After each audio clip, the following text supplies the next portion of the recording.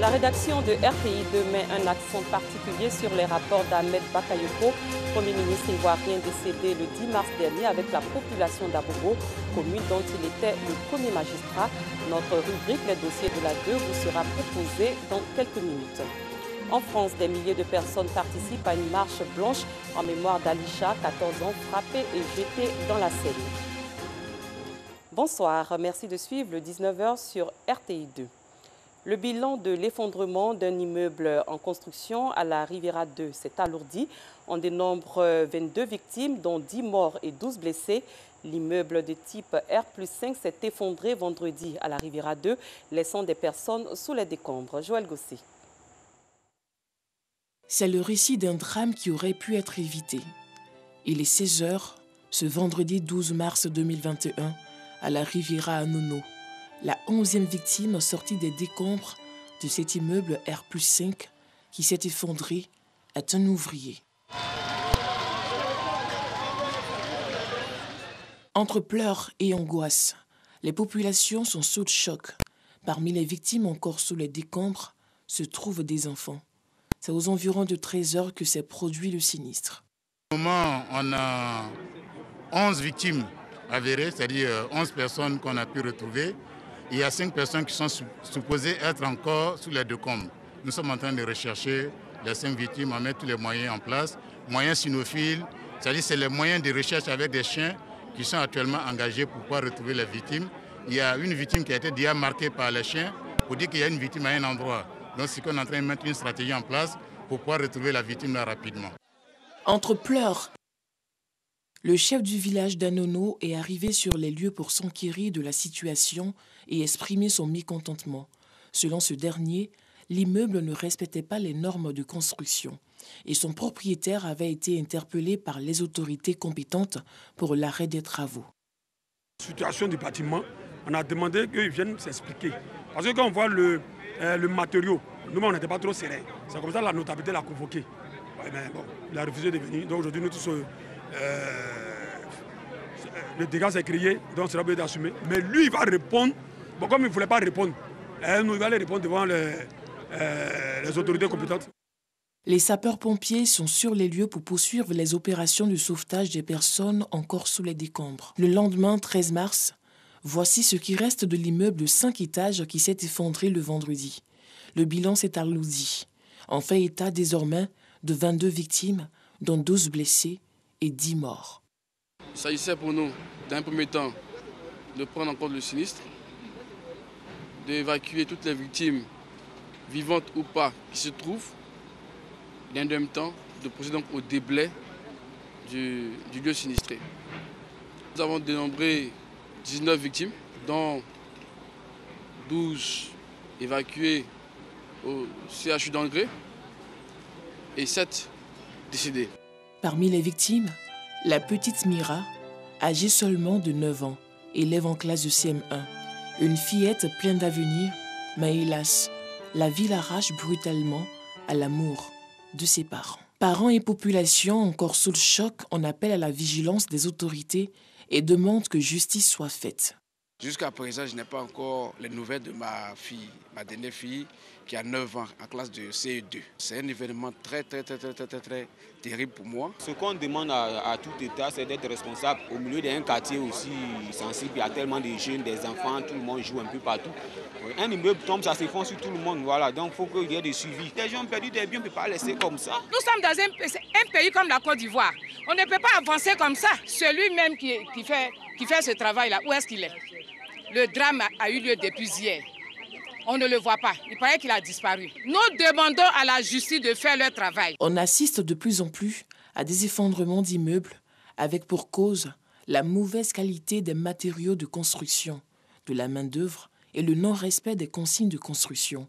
En novembre dernier, un immeuble de 3 niveaux R+3 s'est effondré à Abobo-Baoulé au nord d'Abidjan, faisant au moins 3 morts et plusieurs blessés. Hors de nos frontières, près de 1,8 million de Centrafricains ont été appelés aux urnes ce dimanche dans le cadre du second tour des élections législatives. Ils doivent élire leurs députés dans 118 circonscriptions.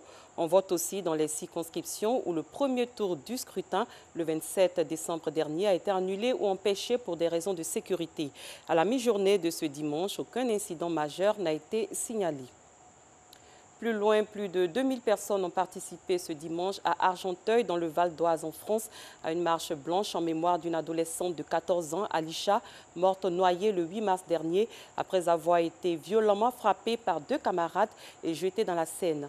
Les 2 suspects, un garçon et une fille de 15 ans, ont été mis en examen et placés jeudi en détention provisoire. Ce dimanche, en début d'après-midi, de nombreux adolescents, accompagnés pour certains de leurs parents, se sont donné rendez-vous devant l'établissement où étaient scolarisés Alisha et ses 2 agresseurs. Sur le parcours de la marche, le slogan « Stop au harcèlement, justice pour Alisha » est apparu collé sur les murs d'Argenteuil, à environ 16 km au nord de Paris. À présent, les dossiers de la 2.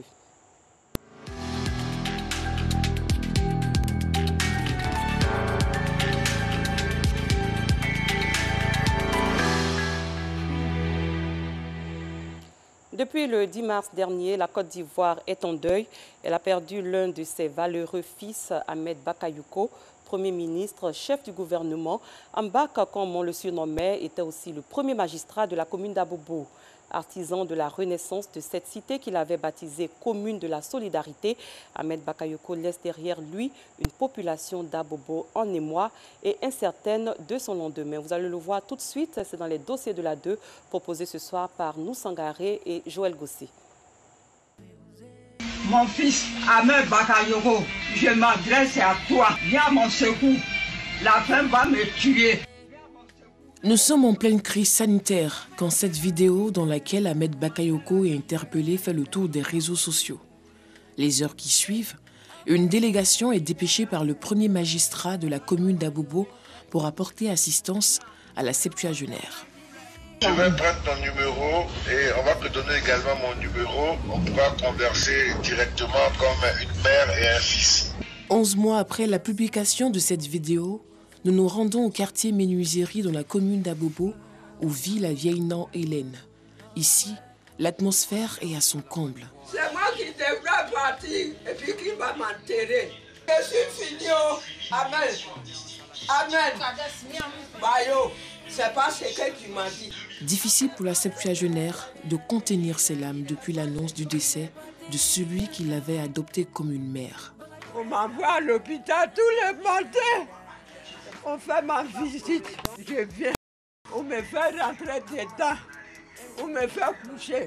Et puis aussi, je dis, laissez-moi vivre. Non. Patron nous a pas dit cela. Patron dit de ta compagnie, de ta chambre.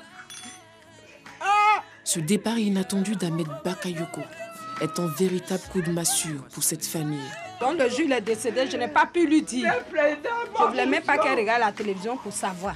Au fur et à mesure, elle me demande, tu as une nouvelle de ton petit frère? Je dis, ah, il me dit, ça va. Il me dit, ça va. Je ne pouvais pas dire ça vis-à-vis. C'est hier nuit, je l'ai fait asseoir. Il dit, il y a un problème qui est grave. Il faut que je te dise ça, que ton fils est décédé. À Abobo, la générosité du maire était connue de tous.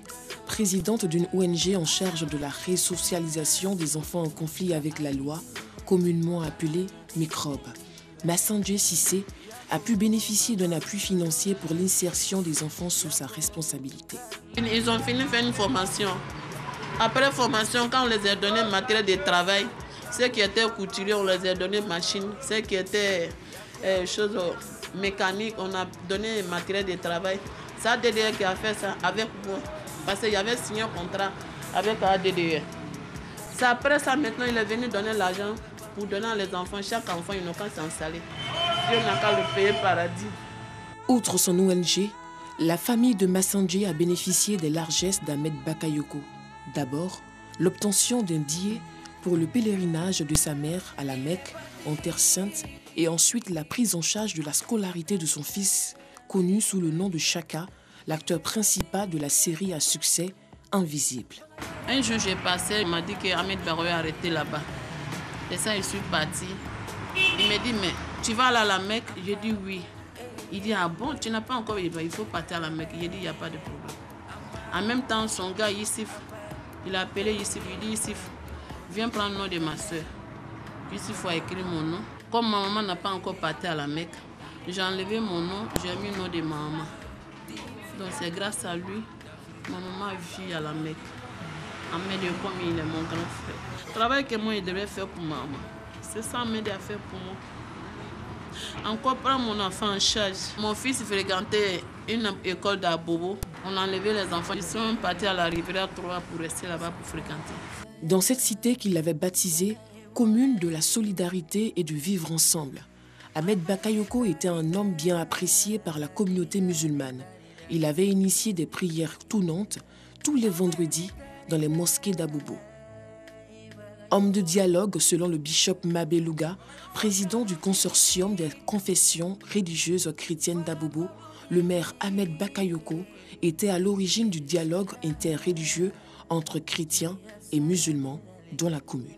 Il a toujours privilégié le dialogue interconfessionnel. Il a toujours privilégié les rencontres interconfessionnelles.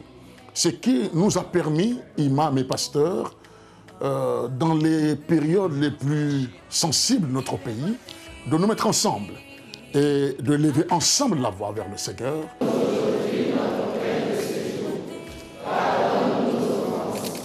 À la tête de la commune depuis 2018, Ahmed Bakayoko a mis un accent particulier sur les infrastructures routières.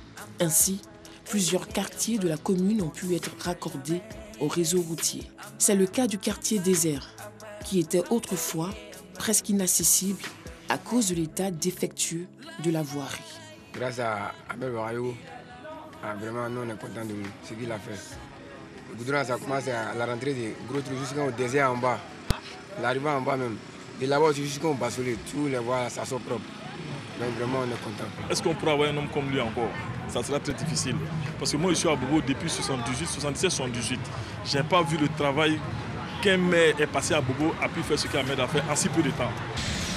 Au plan sécuritaire, les populations ont assisté à l'avènement d'un détachement de la CRS 4 et la construction de nouveaux commissariats pour lutter contre le grand banditisme qui valait à la commune le surnom d'Abobo la guerre. Actuellement on a peur parce qu'on ne sait pas après sa mort qu'est-ce qu'Abobo va devenir.